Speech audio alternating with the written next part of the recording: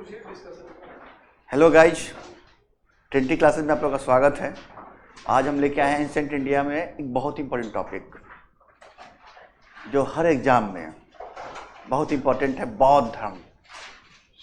और PY Q तो चल ही रहा है, प्रश्नों का बौछार। तो चलिए मिलते हैं, अभी देखते हैं क्या प्रश्न है, बाकी बातें बीच में करते रहेंगे आपसे हम।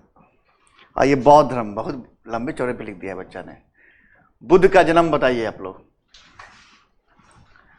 बुद्ध का जन्म, ये मैटर अभी क्लास चलेगा प्रॉपर मैटर में, उसके बाद इसके नीचे होगा प्रश्न, क्वेश्चन। तो हम बीच बीच में कुछ पूछते जाएंगे, बताते चलना है आप लोगों को। ये सभी बातें नहीं लिखी गई इसमें।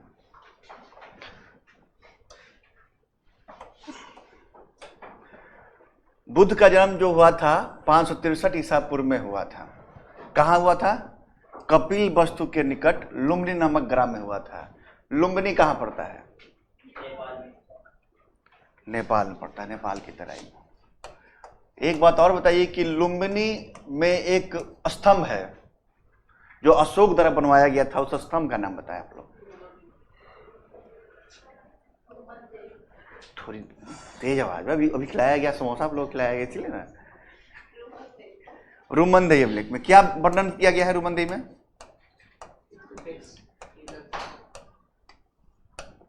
रूमंदेही स्तंभ अभिलेख बताइए, इसमें क्या वर्णित है, क्या डिस्क्राइब किया गया इसमें? टैक्स नहीं वसूलने की बात की गई थी ना, टैक्स तो लगाया था उसने, लिखा था इसमें, मेंशन है स्क्रिप्ट में। ये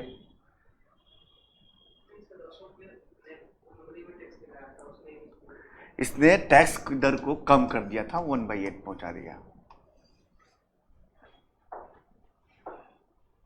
1/8 करने का अर्थ हुआ क्या? 10% भी ना हुआ, सबसे लोएस्ट में। इसीलिए एकमात्र अभिलेख है जहां टैक्स का उल्लेख किया गया है। और कोई अभिलेख? चलिए कोई बात नहीं। इनके बचपन का नाम बताइए आप लोग। महात्मा बुद्ध के बचपन नाम वो मेंशन नहीं है इसमें। सिद्धार्थ, सिद्धार्थ, उनके बचपन का नाम सिद्धार्थ था। पिता सुदोधन। किस कुल के थे ये? पूछा गया प्रश्न एक बार, ये पीसीएस में पूछा था। क्षत्रिय कुल के। क्षत्रिय तो बहुत पूरी क्षत्रिय थी, शाक्य कुल के थे, शाक्य कुल के प्रधान थे। इसीलिए महात्मा बुद्ध को शाक्य मुनि भी कहा जाता है, शाक्य कुल के होने के चलते इनको शाक्य कुल के थे। माता इनके नाम महामाया या माया देवी। महामाया या माया देवी किस कुल की थी ये? एक बार स्टेटमेंट बना के पूछा गया प्रश्न था ये।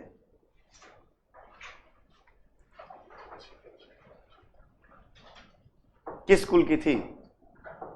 और जिन बच्चों को पीसीएस देना है उनके लिए इंपॉर्टेंट प्रश्न है। और यूपीएससी ने एक बार किया हुआ 10 या नहीं 12 या 14 में हम लगता है, उसने स्टेटमेंट बनाया उसने कि माता उनकी महामाया वंश से थी, उनका जन्म 563 ईस्वी पूर्व में हुआ था।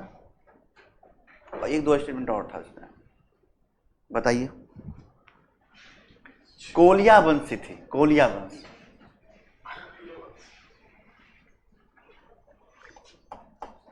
कोलिया वंश से थी, कोलिये या कोलिया वंश, ठीक है।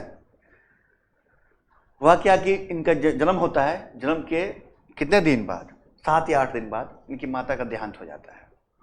और उसके बाद इनकी पालन पोषण इनकी मासी महाप्रजापति गौतमी द्वारा की जाती है। लिखा हुआ है कि माता देहांत हो जाता है, पालन पोषण उनकी मौसी प्रजापति गौतमी द्वारा किया गया था, इसीलिए गौतम कहलाए ये। क्या है कि माता का नाम था मासी का नाम प्रजापति गौतमी, इसलिए इनको गौतम भी कहा गया है। इनकी शादी किससे हुई थी भाई? यशोधरा मैया से ना। तो इनके पुत्र का नाम क्या था? राहुल। और आप लोगों को विश्वास नहीं होगा कि 16 वर्ष में इनकी शादी हुई थी। विश्वास है? नहीं, इन बच्चों को विश्वास नहीं होगा। तो क्या 16 वर्ष की उम्र है, तो उसमें शादी की उम्र कम थी। और इसीलिए मॉडर्न इंडिया में जब पढ़ाए होंगे तो हमने बताया था कि मैरिज बाल विवाह का अधिनियम आया था, 3 अधिनियम आए थे। बताइए यहीं पे आप लोग, बाल विवाह संबंधित 3 अधिनियम आए थे। रिवीजन चल रहा है, सिर्फ बुद्ध ही नहीं पढ़ाएंगे, साथ में आसपास की चीजों को। 3 अधिनियम चाइल्ड मैरिज के लिए 3 एक्ट आए थे। तीनों एक्ट का जिक्र बताइए, हमने बता चुके हैं आप लोगों को हम, जिसमें शादी की उम्र जो थी गर्ल्स का बॉय का कम किया गया था, अधिक किया गया था। 14 और 18, गर्ल्स 14 बॉय 18। मगर एक अधिनियम में गर्ल्स की शादी की उम्र जो कर दी गई थी मैरिज की, वो 12 वर्ष कर दी गई थी। इस पर तिलक ने विरोध भी किया था। तो तीनों एक्ट को बताइए जल्दी से आप लोग। इसकी चर्चाएं हम किए हैं आप लोगों के साथ।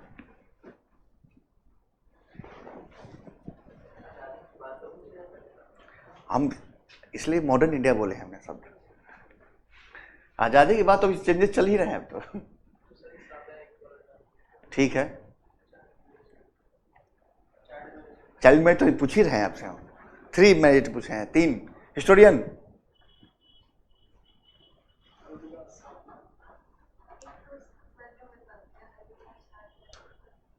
ठीक है, तो लास्ट था, उससे पहले बताइए दो।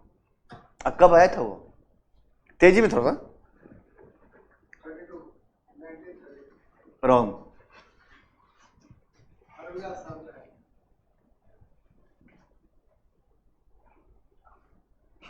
1930 में 29 का अधिनियम था, 30 में वो लागू हुआ।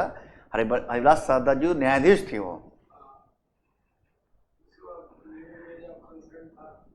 मिनिमम कंसेंट था, एज ऑफ कंसेंट एक्ट। हाँ हाँ, 1891 में, जिसमें गर्ल्स की शादी को 12 वर्ष कर दी गई थी। इसी पे तिलक विरोध कर दिए थे महामल्लबाड़ी, जो पारसी समुदाय के थे, सुधारक थे, उनके द्वारा, उन्हीं के प्रयास से ये लाया गया था। कौन? वो जिसमें वो डॉक्टर बनना चाहती थी, उसका डॉक्टर बनना चाहती। डॉक्टर हरिदास सारदा तो बात हो ही चुका है अभी जस्ट हुई, न्यायाधीश की बात।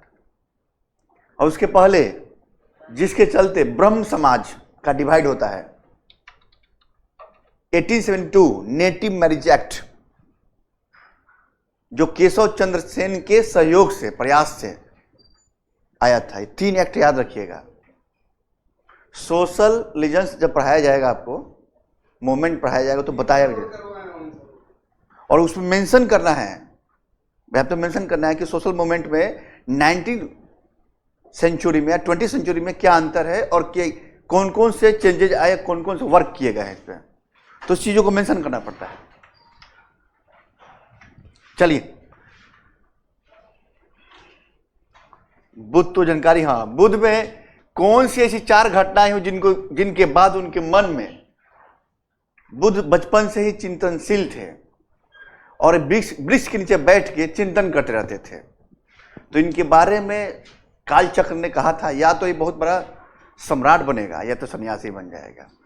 तो चिंतनशील शुरू से थे, कहते थे यार ये क्या है, हम राजघराने में जन्म लिए हैं, सब मोह माया है, कभी इसकी सजा को देखो, कभी उसकी सजा को देखो, कभी बेटा है, कभी बेटी है, कभी वाइफ है। मैं चिंतनशील थे, दम ध्यान मग्न रहते थे कि क्या क्या होगा इस संसार का। तो ऐसे क्या 4 चीजें देख लिए जिनके बाद उनके मन में कहा कि नहीं, ये सब बेकार है, इस सांसारिक माया से हमको दूर रहना है। वो देखिए, पहले वृद्ध व्यक्ति को देखे, कि अपने वृद्ध व्यक्ति को देखे कैसे तड़प रहा है। हाँ, वृद्ध व्यक्ति को देखे तो देखिए कि बाप, आप ही कुछ समय में क्या होगा कि जब आप पढ़ लिख लेंगे, आपके पिताजी 60 पार कर जाएंगे, आपकी शादी हो जाएगी, आपकी किसी के हस्बैंड अच्छे आ जाएंगे, किसी की वाइफ अच्छी आ जाएगी, तो क्लैश होने लगेगा कि बुढ़ा को कहाँ रखे हो घर में। तो बुढ़ा को बाहर निकाला जाएगा, बुढ़ा बुढ़ी को कहेंगे यार सब कुछ कर दिया और बुढ़ा बाहर। अभी पढ़ाई के लिए पैसा भेज रहे हैं, प्रेम से बेटा तैयारी हुई कि नहीं हुई, बिटिया तैयारी हुई कि नहीं हुई, और बाद में वही घर से बाहर जाते हैं। दूसरे वो व्यक्ति थे जो बीमार व्यक्ति थे, कि कष्ट से कलाह रहा है, वो होता है ना बीमार व्यक्ति में। भाई हम लोग जाके सहानुभूति देते हैं, बीमार व्यक्ति तो कष्ट उन्हीं को होना होता है, जो दर्द है उन्हीं को होना होता है, झेलते वही हैं। दूसरा वो व्यक्ति देखिए। तीसरा देखिए, एक मृत व्यक्ति, सैया पे लेटे हुए जा रहा है राम नाम सत करते हुए, और एक सन्यासी को देखे जो मंद मंद मुस्कुराते हुए, जब एग्जाम हॉल में जाएंगे आप, जब पेपर में मिलेगा प्रश्न, तो आप मंद मंद मुस्कुराते हुए, अरे ये सन्यासी भांति आप देखेंगे, वही सन्यासी को देखा कि देखिए सब संसारिक मोह माया से अलग जा रहा है, और उसके बाद कहें कि सभी जिंदगी जो है बेकार है, हमें बनना चाहिए सन्यासी, और चल दिए गृह त्याग करके। तो 30 वर्ष की अवस्था में घोर घर छोड़कर सन्यासी बनने निकल गए, और ये घटना क्या कहलाती है? महाभिनिष्क्रमण कहलाती है। और जब गृह त्याग करते हैं तो उनका चिन्ह होता है घोड़ा, हॉर्स, उसके घोड़े का नाम बताइए, फैक्ट है ये, कंथक, ठीक है, कंथक। और उसके उनके सारथी का नाम बताइए। चन या चनक बोलते हैं कहीं, ठीक है, चन या चनक, ठीक है। जब वो निकलते हैं घर से तो उनकी पहले गुरु से मुलाकात होती है वैशाली में, अलार कलाम से मुलाकात होती है। सांख्य के आचार्य थे, सांख्य दार्शनिक थे, उपनिषद को ज्ञान दिए, उनको सांख्य ज्ञान दिए। कहे सुनने के बाद लगा कि ये सब बेकार है, ये जो है ना सन्यास, गुरु तो है मगर इनकी बातें में दम ही नहीं है, इसके लिए थोड़े निकले थे घर से हम। उसके बाद उनको त्यागे वो, और वो चल दिए आगे, और उनके बाद उनको राजगृह में उद्दक रामपुत्र दूसरे गुरु मिलते हैं, उनको उनके शरण में जाते हैं और उनसे शिक्षा ग्रहण करते हैं योग का।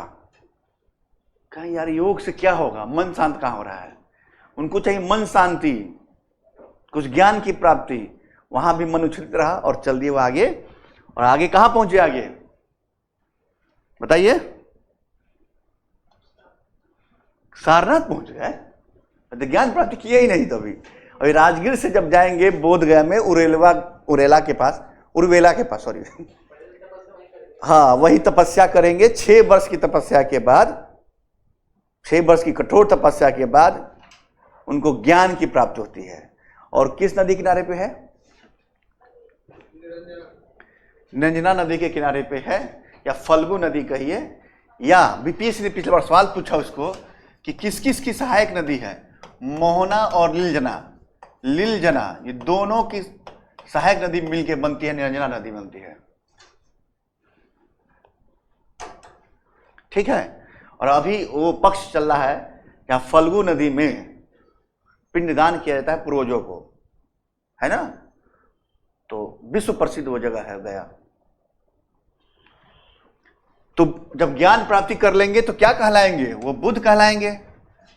और सत्य प्राप्त करने का उनको तथागत भी कहा गया है ना। शाक कुल के होने के चलते उनको शाक मुनि कहा गया है। और जब सब कह दिया गया तो चलेंगे अब ज्ञान बांटने। कहां पहुंचे ज्ञान बांटने? बिना देखे बताइए, छोड़िए इधर। सारनाथ में कहा? सारनाथ से दूर गए थे, मृगदाव, ऋषिपत्तम। तो उनके दो पहले तपस्सु और मली, ये फैक्चुअल चीज है, नहीं बताना चाहिए मगर लिख दिए हैं इसमें, तो जानकारी होनी चाहिए आप लोग को।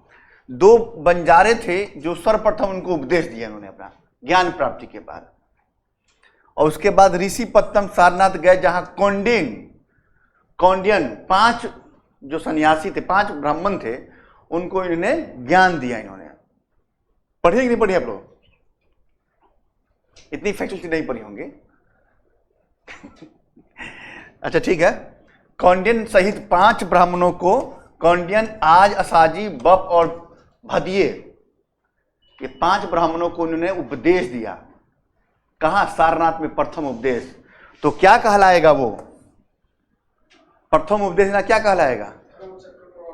धर्म चक्र प्रवर्तनम, यानी बुद्ध की प्रथम धर्म उपदेश बौद्ध साहित्य में क्या कहलाएगा? धर्म चक्र प्रवर्तन कहलाएगा। आनंद और उपाली 2 उनके शिष्य, प्रधान शिष्य हैं। और यही सुत्त पिटक विनय पिटक की जो चर्चाएं भी कर रहे थे हम कुछ दिन पहले, आनंद और उपाली 2 उनके शिष्य हैं। और तपस्सु और भली के जो ऊपर चर्चा किए हैं, भली के मली, ये बुद्ध के प्रथम शूद्र अनुयायी है। और बौद्ध धर्म में पहली बार शूद्रों को भी एंट्री दी गई है। ये वैदिक धर्म के कर्मकांड को, सत्ता को स्वीकार करके ये बौद्ध धर्म आया था। और कहा कि ये यहाँ अब शूद्र भी क्या कर सकते हैं, ज्ञान प्राप्ति कर सकते हैं, निर्वाण प्राप्ति कर सकते हैं। जबकि आपको पढ़ाया गया होगा, जब पढ़े होंगे, वैदिक पीरियड में शूद्रों को नीचे माना गया, सेवा करने के लिए माना गया है।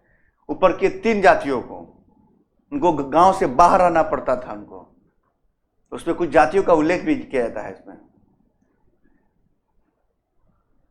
और यहां तक ये भी कहा जाता है कि क्षत्रियों को भी जनेऊ धारण करने का अधिकार नहीं था, ब्राह्मण को छोड़कर। वैदिक पीरियड में मेंशन किया गया चीज। तो उसी कर्मकांड के खिलाफ ये बौद्ध आया और उसने वैदिक सत्ता को स्वीकार कर दिया। ये मेंस प्री में प्रश्न था, स्टेटमेंट बना के दिया था उसने, वैदिक सत्ता को स्वीकार किया या स्वीकार कर दिया। और भी 2-3 स्टेटमेंट था, प्रश्न में मेंशन होगा वो कुछ। चलिए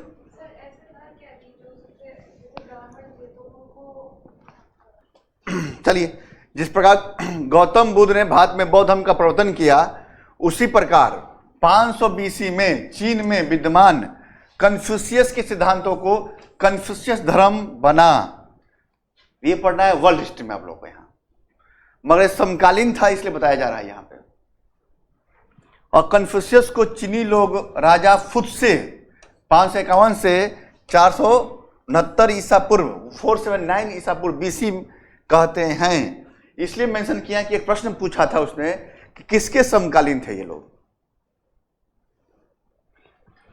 ये महावीर तथा बुद्ध के समकालीन थे और इन्होंने समाज को आचरण के नियमों का शिक्षा दिया था। पूछा था प्रश्न कि जैन और बौद्ध यानी महावीर और बुद्ध किसके समकालीन थे विश्व में। तो इसलिए वो कन्फ्यूशियस जो है, कन्फ्यूशियस धर्म अपनाया था और कालक्रम वही है BC 551 BC या 500। राजगीर में उसके बाद देखिए, जब ज्ञान प्राप्ति कर लिए तो जितने राजघराने थे अगल बगल के, उन्होंने भाई धर्म स्वीकार करना शुरू किया और बौद्ध विहार बनाना शुरू किया। उसमें मगध पे कौन था राजगीर में? बिंबिसार। बिंबिसार कौन है भाई? किस वंश का बिंबिसार? आर्य वंश। इसको और क्या बोलते हैं? पृथ्वहंता वंश। सत्ता के लिए, सत्ता में कोई नहीं होता है। हाँ, तो बेनुवन दान देता है, बेनुवन विहार दान देता है। और सारी पुत्र मौर्यान उपाली भी शिष्ट थे, बेनुवन दान देता है ये राजगीर में। ये कपिल वस्तु की यात्रा के दौरान आनंद जो शिष्ट था उनका, चचेरा भाई भी था, आनंद चचेरा भाई भी था, हाँ आनंद शिष्ट था। तो कपिल वस्तु यात्रा करने चले तो आनंद ने समझाया उनको कि सिर्फ भिक्षु संघ में पुरुष रहने से काम नहीं चलेगा, महिलाओं को भी एंट्री दिया जाए, तभी वे प्रसार अधिक से अधिक मात्रा में होगा, घर घर तक जा सकेगा।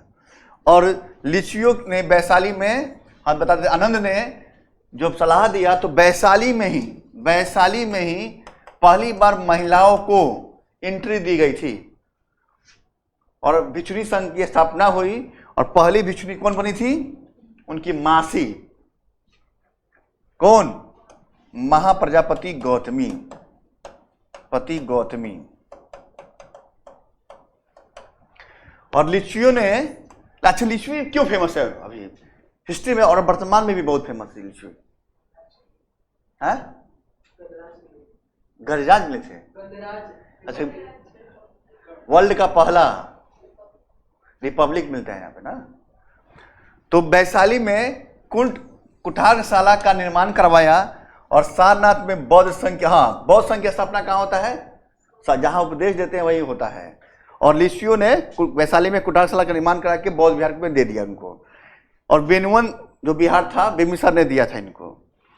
सबसे अधिक वर्षा काल कहाँ बिताए थे महात्मा बुद्ध? कहाँ बिताए थे? रोज सबसे अधिक वर्षा काल, यानी जब भी बारिश मौसम होता था वो जाके रुक जाते थे वहीं पे। कौशल लड़े, कौशल में। और कौशल की राजधानी कहाँ थी? श्रावस्ती, जिसको सेहत मेहत सहेत महत भी कहा जाता है। ठीक है। और अंतिम वर्षा काल जो है वो वैशाली में बिताए। और इसी के वर्षा काल के बाद वैशाली में चंदू नामक व्यक्ति ने इनको क्या खिला दिया था? सुअर का मीट।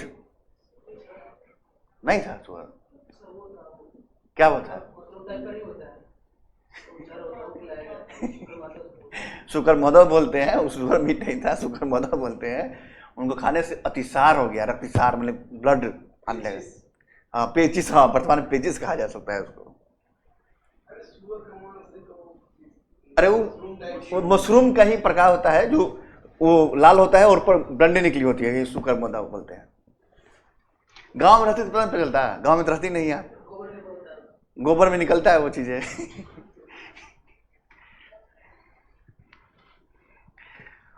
तब कहा इनको मल गणराज्य में, मल की राजधानी पावा में चंद नामक लुहार ने इनको खिला दिया क्या? शुक्र मदर खाद्य पदार्थ खाने से रक्तिसार या पेचिस के चलते 80 वर्ष की अवस्था में, यदि आपको ईयर ना याद हो महापरिनिर्वाण का, तो 80 वर्ष घटा लेना है 563 में, तो क्या हो जाएगा? 483 हो जाएगा सपना, अब हो जाएगा। और जब जिस साल मृत्यु होती है उसी साल इनकी प्रथम बहुसंगति होती है, फर्स्ट काउंसिल होगा इनकी। कुशीनगर जिसको कसैया भी बोलते हैं, इनकी मृत्यु होती है और वहां पे मंदिर भी है, महापरिनिर्वाण मंदिर भी है। कुशीनगर कहाँ पड़ता है भाई? बुंदेलखंड में। कहाँ पड़ता है भाई? ईस्टर्न यूपी में। हाँ आप लोग तो यूपी वाले नहीं हो बताएं। हाँ गोरखपुर में। हाँ कुशीनगर तो है ही।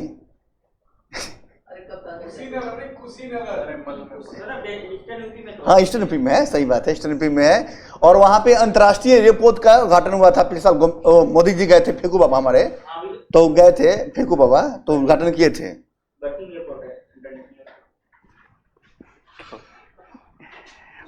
बुद्ध की मृत्यु को महापरिनिर्वाण कहा जाता है। चलिए, अब बुद्ध के जीवन से जुड़े 4 पशु क्या क्या? हाथी, हाथी मतलब बुद्ध को आने का प्रतीक, बुद्ध के गर्भ में आने का प्रतीक है। और यही कालचक्र ने मेंशन किया, जब गर्भ में आए, अपने माता के गर्भ में आए, तो कालचक्र ने बताया था कि ये आदमी बहुत बड़ा सन्यासी बनेगा या तो बहुत बड़ा चक्रवर्ती सम्राट बनेगा।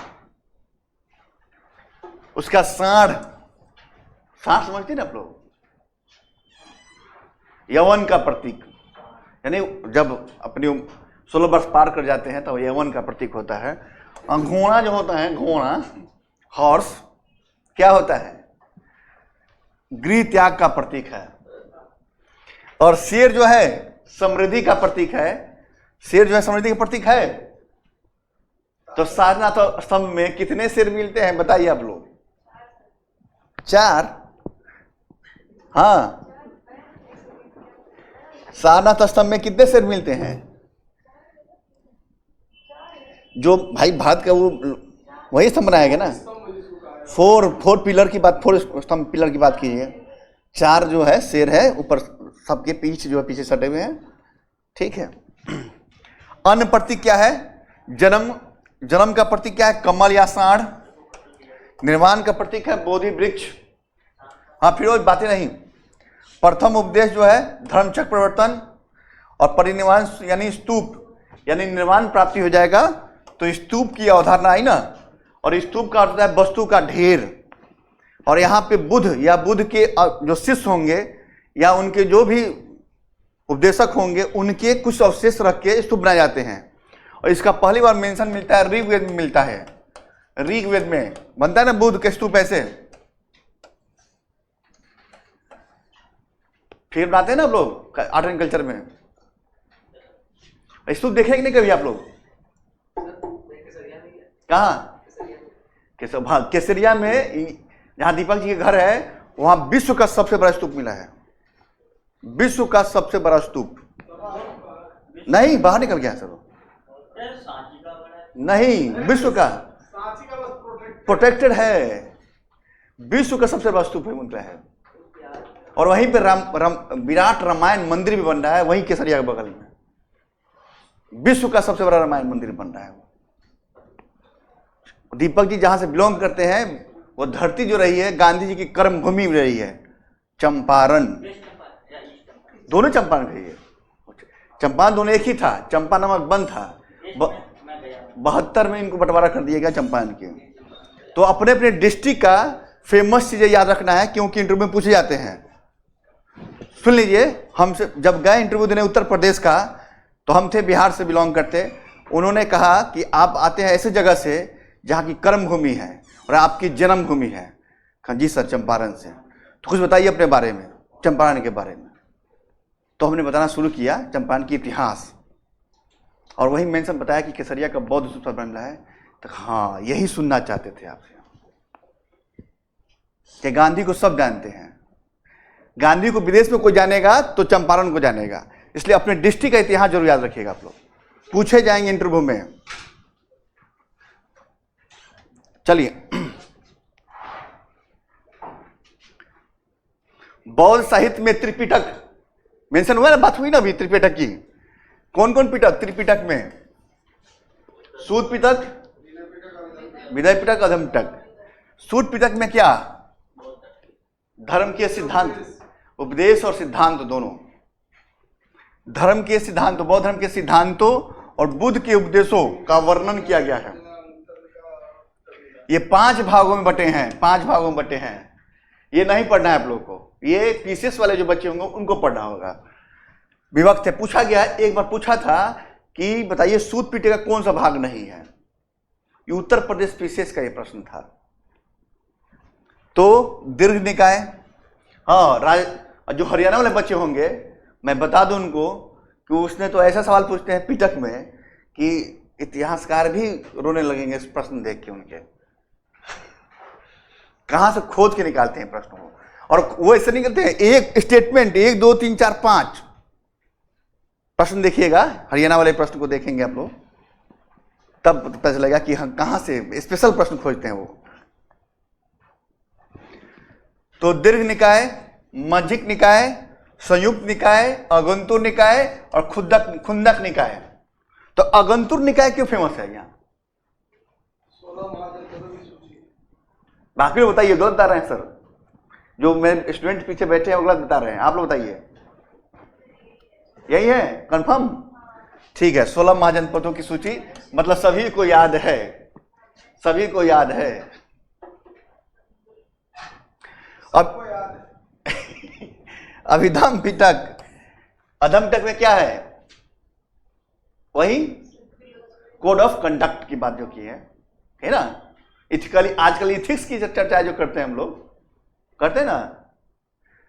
तो आचरण नियम की बात करेंगे। बौद्ध धर्म के आध्यात्मिक और दार्शनिक, अरे सॉरी यार, ये गलत लिखा गया है, गलत लिखा गया है।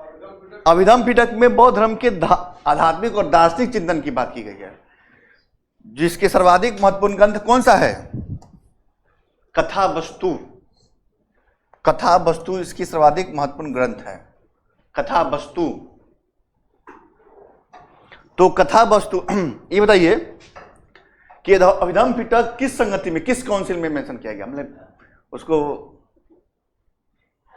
थर्ड में। कहां हुआ था थर्ड? पाटलिपुत्र में हुआ था 161 में। चलिए, विनय पिटक जो होता है, जो यहां नियम था, ये नियम यहां आएगा। ये जो बच्चा है टेक्निकल वाले में थोड़ा सा ऊपर नीचे कर दिया है। तो किसको? भिक्षु और भिक्षु संघ के और उनके दैनिक जीवन की आचरण संबंधी नियमों का वर्णन किया गया है। और इसके 3 भाग है। पूछा गया प्रश्न है, यूपीएससी ने सवाल पूछा था। ये कितने भाग हैं उसके? विभंग, खंदक और परिवार। यूपीएससी से सवाल पूछा है, 3 भाग हैं।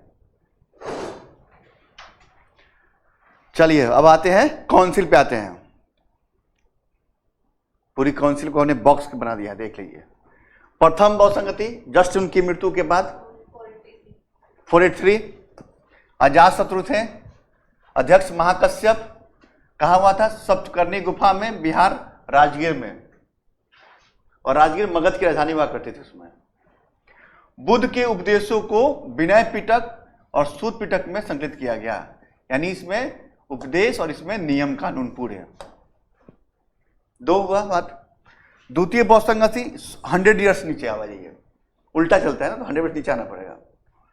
तो 383 कालाशोक, शासनकाल, किंग कौन था? कालाशोक। प्रेसिडेंट कौन था? सभाकामी। और ये देखिए, नहीं नहीं नहीं नहीं, हाँ, जगह का नाम बताना है, वैशाली। हाँ, बाघ था वो, चुलबाग। वैशाली का चुलबग जगह था, वो बाघ था, सही बात है। और इसमें भिक्षु 2 संघ में बट गए, कौन कौन? मांगिक, सांगिक, ठीक है।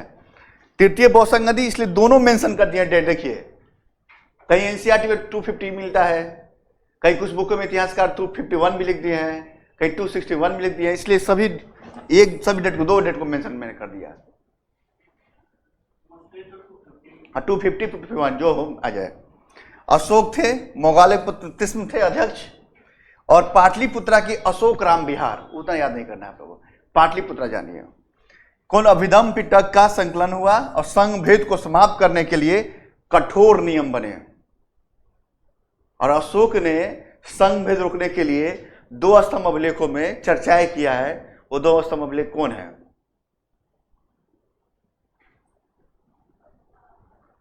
कहा कि आप लोग यदि संघ में कोई भी उपद्रव करेंगे, संघ भेद करेंगे, तो आपके खिलाफ दंडात्मक कार्रवाई की जाएगी, दंड दिया जाएगा। वो अभिलेख का नाम याद है कि नहीं आप लोगों को? हिस्टोरियन?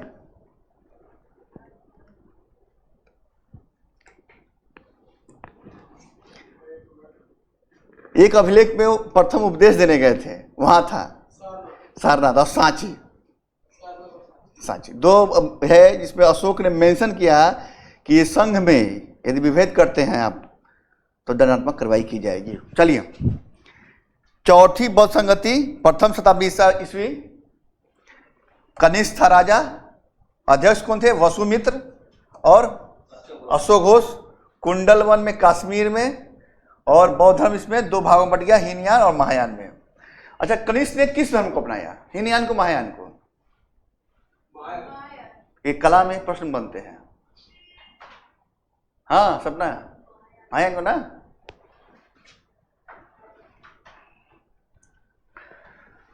चलिए अब आइए सिद्धांत ही देख लीजिए। बौद्ध धर्म ने क्या किया? आत्मा को स्वीकार किया, सोल को नहीं स्वीकार किया ना, तो आत्मा को अस्वीकार कर दिया उसने, और कहा व्यक्ति जो है 5 तत्वों से मिलकर बना है। क्षित जल पावक गगन समीर, तो व्यक्ति 5 तत्वों से मिलकर बना है, ये बात उसने कहा है। और बौद्ध धर्म में कर्म, यानी आप जितना कर्म करते हैं, और पुनर्जन्म में विश्वास किया है। और बताइए, अभी बात की गई है कि जब आत्मा विश्वास नहीं किया तो पुनर्जन्म कैसे हो सकता है किसी का? और कहा कि नहीं, कर्म करेंगे तो पुनर्जन्म हो सकता है आपका। कर्म प्रधान की बात की है। और त्रिरत्न कौन कौन थे? संघ। अच्छा, त्रिरत्न की चर्चा कहां हुई है, किस अभिलेख में? अशोक के।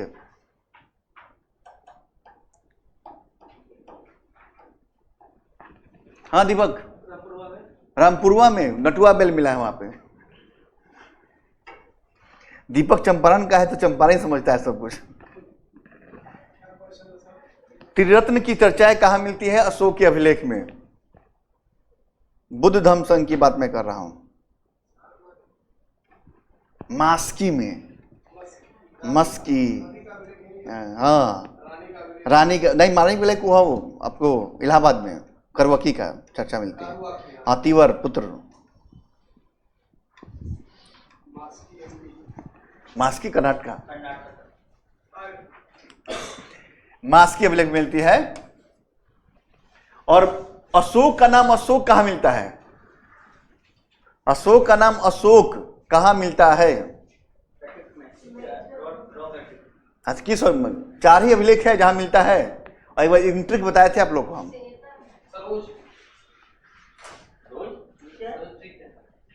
नहीं नहीं, MUNG क्या हो गया? मूंग। और इस मूंग में अशोक का नाम अशोक मिलता है, बाकी जगह क्या मिलता है? देवनाम पीदसी। तो मास्की, उदयगुलम, नेतुर और गुर्जरा, ये 4 अभिलेख है जिसमें अशोक का नाम अशोक मिलता है। मास्की, उदयगुलम, नेतुर और गुर्जरा।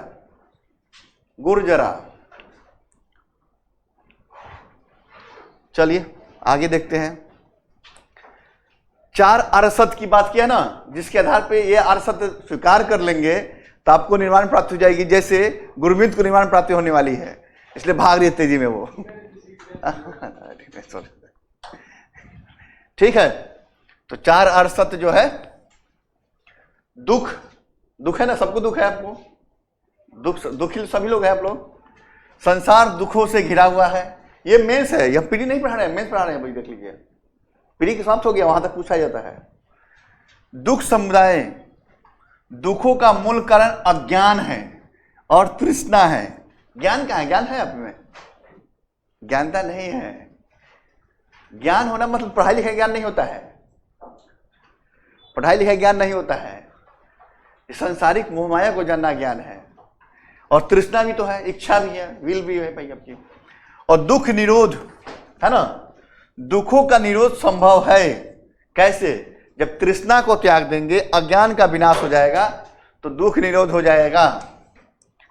अज्ञान का विनाश ही दुख का निरोध का मार्ग है। इसका फोटो खींच के रख सकते हैं आप लोग। दुख निरोध मार्ग क्या है?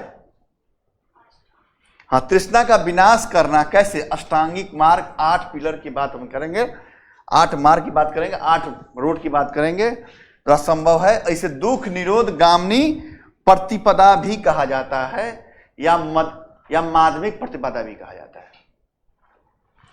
और बौद्ध धर्म के दर्शन को क्या बोलते हैं? और प्रतित्यय समुत्पाद, निदान चक्र की बात इसमें यही कहेंगे। और बौद्ध दर्शन में क्या है? अनात्मावादी है और अनिश्चयवादी भी है ये। और नीचे भी लिखा होगा, मेंशन होगा इसमें भी। और देखिए, अब दुख निर्वाण का मार्ग संभव कैसे होगा, तो 8 मार्ग की चर्चा खटखट बताइए अब उंगली पे गिन के सबको। तो सम्यक दृष्टि, 4 अरसत्यों का सही परख हो, दृष्टि तभी तो होगा। सम्यक संकल्प, भौतिक वस्तु और दुर्भावना का त्याग करना, वचन, सत्य वचन बोलना। और मैक्सिमम बच्चे झूठ बोल रहे हैं इसमें आजकल। सर मैं घर पे पढ़ता हूं, सभी मोबाइल निकाल के यूट्यूब पे कुछ न कुछ रील्स देखते रहते हैं।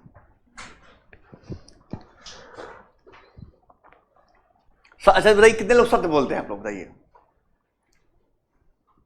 देखिए, एक बच्चा है स्टूडेंट जो है, करे सत्य बोलते हैं, और दिन भर में 20 झूठ बोलती है वो कम से कम। चलिए कोई बात नहीं। सम्यक वचन, सत्य बोलना, सम्यक कर्म, कर्म करना है भाई, तो कर्म करते रहिए, सत्य कर्म करना। आजीव की बात की गई है, ईमानदारी से आजीविका कमाना। और अधिकारी बने बाद ईमानदारी से आजीविका कैसे कमाएंगे? पेमेंट मिलेगा 70,000 रुपया, और लायबिलिटी रहेगी लंबी चौड़ी। तो ईमानदारी होगी यहाँ पे, ऑनेस्टी नहीं होगी। बच्चे सर हिला रहे हैं। हाँ, सर्वाइव नहीं कर सकते हैं हम लोग। चलिए, सम्यक व्यायाम, शुद्ध विचार ग्रहण करना, और सम्यक स्मृति, मन, वचन और कर्म की प्रत्येक क्रिया के प्रति सचेत रहना। स्मृति यही ना होता है कि पढ़ाई के प्रति सचेत रहना, जो सर पूछे तुरंत बताना है, त्वरित। आप लोग क्या करेंगे? यहाँ पढ़ा देंगे हम, चाहे और भी जो टीचरगण पढ़ाते हैं पढ़ा देंगे, कॉपी ले जाके क्या करेंगे? रैक में रख देंगे, और लेंगे अगरबत्ती और इसी से पूजा करना शुरू करेंगे। सुबह उठेंगे, बैग में कसेंगे और चल देंगे वहां से। क्या यही ना है? यही नहीं जाकर रिवीजन कर लिया कीजिए कभी घर पे जाके। 8वां है सम्यक समाधि। जैसे समाधि बना के बच्चे बैठी हैं एक, तो मैं समाधि की बात मैं कर रहा हूं। चित्त की एकाग्रता, ये मेंस का टॉपिक है ये जो पढ़ा रहे हैं। प्री में से पूछेगा अष्टांगिक मार्ग किसका है, बस ये मेंस में लिख रहा है ये पूरा। बौद्ध साहित्य, साहित्य लंबी चौड़ी है, उतनी नहीं पढ़ाएंगे, थोड़ी बड़ी पढ़ाएंगे इसका हम। बौद्ध साहित्य किस भाषा में लिखी जाती है? पीढ़ी का प्रश्न, पाली भाषा में। एक ललित विस्तार इसका एक है। इस किसका? महायान संप्रदाय का है ये ललित विस्तार, पूछा जाता है इसलिए मैं बता दूं। और इस ग्रंथ में महात्मा बुद्ध के जीवन की का उल्लेख किया गया, चित्रण किया गया है। अच्छा, एक प्रश्न था, हम कहीं पढ़े थे, यूपीएससी ने पूछा है कि बुद्ध और बोधिसत्व की चर्चा किस गुफा में या किस अभिलेख में और कहां मिलता है? वो यूपीएससी ने सवाल पूछा है। वो बुद्ध और बोधिसत्व का चित्रण कहां किया गया है, किस गुफा में? किस बताया कि किस गुफा में? अजंता या एलोरा? अजंता। और कोई? अजंता में ही किया गया है। वहां पे प्राकृतिक दृश्यों का चित्रण किया गया है, प्लस पद्म पानी की मेंशन। ये यूपीएससी का प्रश्न है भाई। और गुफा नंबर 16 में मन्नासन राजकुमारी, उसी गुफा के अगले भाग में भित्ति चित्र में बुद्ध, बोधिसत्व, पद्म पानी की चर्चा की गई है और जातक कथाओं को उकेरा गया है भित्ति चित्र के रूप में। ये पूरी का स्टेटमेंट दिया था हमने, एक लाइन पूछ दिया उसका, पूरा स्टेटमेंट दिया था क्या क्या उकेरा गया है उसमें। तो जातक कथाएं किसी कथाएं हैं? पाली भाषा में रचित इन कथाओं की बुद्ध की पूर्वज की कथाएं हैं और बुद्ध कालीन सामाजिक, धार्मिक, आर्थिक जीवन का वर्णन मिलता है। महाभिभाष, हाँ ये पूछेगा, महाभिभाष किसकी बुक है? संस्कृत भाषा में वसुमित्र द्वारा रचित बौद्ध ग्रंथ है। दीपवंश, महावंश नहीं पढ़ना है आप लोग को, ये हम लोग को जिसे पढ़ाने के लिए दौरान रखते हैं और जो ऑप्शनल बच्चे होते हैं उनके लिए रखा जाता है। ये स्रोत पढ़ना पड़ता है उन लोग को कि किस किस स्रोत से क्या क्या जानकारियां मिली हैं। पुष्पमित्र, हाँ, और उसके बाद है, ये सब नहीं पढ़ना है आपको। हाँ ये देखिए, बुद्ध के पंचशील सिद्धांत का वर्णन जो है छांदोग्य उपनिषद में मिलता है। पंचशील सिद्धांत का वर्णन छांदोग्य उपनिषद में मिलता है।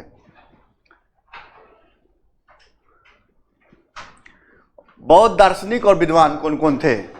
पूछा जाता है दार्शनिक विद्वान के बारे में।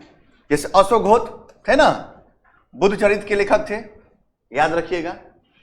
नागार्जुन थे ना, ये भी बौद्ध दार्शनिक थे और शून्यवाद के प्रतिपादक थे। एक बार प्रश्न पूछा कि इसमें कौन बौद्ध दार्शनिक नहीं है? बुद्ध घोष क्या लिखे थे? विशुद्धि मज्ञ की रचना की थी, जिसे त्रिपिटक का कुंजी कहते हैं। ये नहीं पढ़ना है आपको। मैत्रेय नाथ नहीं पढ़ना है, ये धर्मकीर्ति नहीं पढ़ना है, ये नहीं पढ़ना है आप लोगों को। ये बच्चों हम पढ़ाते हैं, ऑप्शनल वाले बच्चों पढ़ाते हैं। कहाँ के वहां पढ़ाना पड़ता है? स्रोत, हमको सोर्स जानने का, सोर्स है कि नहीं याद रखना है। हाँ, अब ये बहुत इंपॉर्टेंट टॉपिक लिखा है। देखिए, यूनेस्को के साइट में कौन कौन सा स्थल है जो बुद्ध से संबंधित है? यहां 3 क्वेश्चन पूछेंगे आपसे हम। हाँ बताइए, कहाँ का है? बौद्ध धर्म से। ये छोड़िए, हम ढक देते हैं। अब बताइए आप लोग, जो बौद्ध से संबंधित है वो कौन कौन से साइट है? वो नालंदा, ठीक है। विक्रमशिला वो है ही नहीं साइट में उसके। सांची है, अजंता एलोरा सब है साइट में शामिल। बोध गया। नालंदा जो है बिहार में, नंदा महाविहार साइट में शामिल है। और सांची मध्य प्रदेश में बौद्ध स्मारक है, स्तूप है, अशोक ने बनवाया था। बोध गया जो बिहार में महाबोधि मंदिर है, परिसर। और अजंता गुफाएं हैं, सिर्फ एलोरा मत कहिएगा, अजंता गुफाएं जो औरंगाबाद महाराष्ट्र में है। अजंता गुफाएं कोई गया कि नहीं घूमने? एलोरा गुफाएं दोनों अगल बगल तो है, घूमना चाहिए आप लोग को, घूमना चाहिए आप लोगों को, दिल्ली ही घूमिए कम से कम, हुमायूं का मकबरा तो घूम लीजिए कम से कम जाके।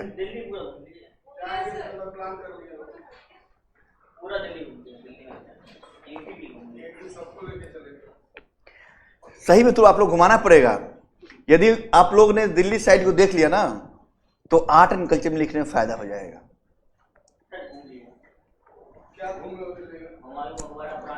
हुमायूं मकबरा में क्या खासियत बताओ हमको, खासियत बताओ हमको आज।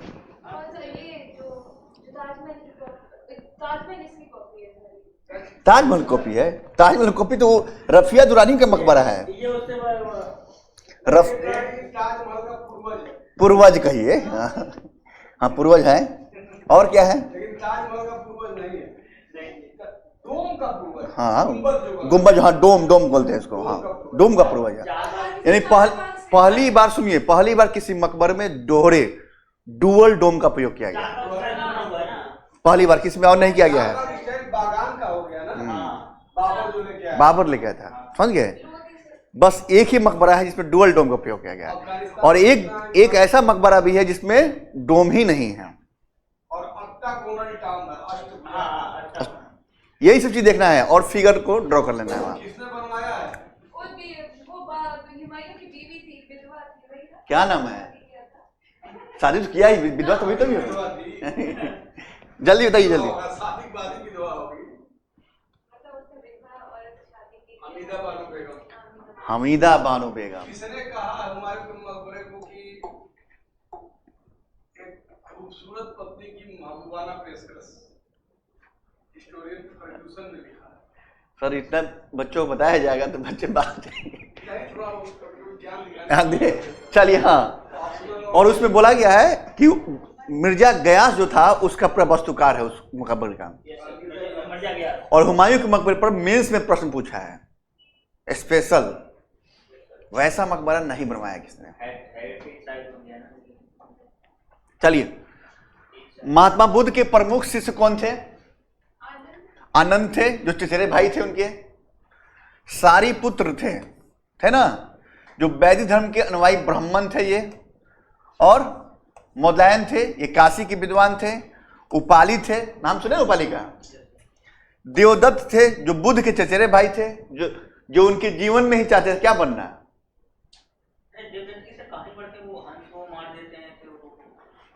और अनुरुद्ध अनाथ पिंडिका थे, जो धनी व्यापारी था, जिसे जेतवन बिहार दिया था उसने दान में। और बिंबिसार एक राजा हुआ, कहाँ का राजा था बिंबिसार?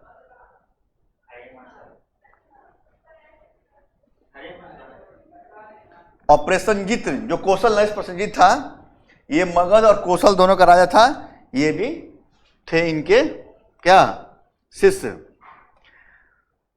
महात्मा बुद्ध के जीवन से संबंधित 8 स्थल सुन लीजिए हमसे। लुम्बिनी में क्या हुआ है? गया में क्या हुआ है? सारनाथ में, कुशीनगर में महापरिनिर्वाण, कुशीनगर। श्रावस्ती शिक्षा, गुरु भाई सबसे अधिक प्रवास भी किया है। संकास्य, आपको संकास्य क्या है? संकीसा बोलते हैं, सही बात। संकास्य से बोला गया है संस्कृत में इसको। हाँ, संकीसा में इन्होंने ज्ञान देने गए थे। स्प्रेड करना है। राजगिरी वो भी ज्ञान के लिए फेमस थे भाई के। और वैशाली ज्ञान के लिए। और सेकेंड कौन से हो जाएंगे? बौद्ध धर्म में इनको अष्ट महास्थान कहा दिया गया है। और क्या करता है प्रश्न में देखिएगा, पीछे प्रश्न में दे देगा बुद्ध के जीवन संबंधित कौन सा स्थल नहीं है।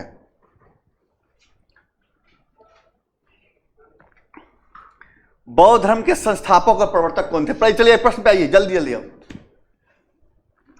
बौद्ध धर्म के संस्थापक और प्रवर्तक कौन थे? यदि हट जाते हैं कि हटा देते इसको, लो ना, कोई बात नहीं। आप बताइए। गौतम बुद्ध। चलिए दूसरा प्रश्न, गौतम बुद्ध का वास्तविक नाम क्या था? सिद्धार्थ। और इनके पुत्र का नाम राहुल। पत्नी का नाम? हाँ बताओ भाई। यशोधरा। जन्म कहाँ हुआ था? नेपाल में। कितना इजी प्रश्न कहेंगे सर, कितना इजी प्रश्न पूछ रहे हैं। जन्म कब हुआ था? 563 ईसा पूर्व बीसी में। बुद्ध किस वंश से संबंधित थे? शाक्य कुल के थे। गौतम बुद्ध की माता का नाम? महामाया। कोलिया वंश की थी ना। गौतम बुद्ध की पत्नी का नाम? यशोधरा। यशोदा किसके पत्नी नाम था? अरे महावीर की पत्नी का माता जी नाम नहीं था यशोदा। यशोदा था, पत्नी का नाम था यशोदा उनके, महावीर के। और उनकी माता का नाम त्रिशाला था। गौतम बुद्ध के पुत्र का नाम क्या है? राहुल। वाह। और उनके बचपन का नाम? सिद्धार्थ ना। कितना इजी प्रश्न डाल दिए भाई हम। चलिए मिलते हैं नेक्स्ट क्लास में। जय हिंद, जय भारत साथियों।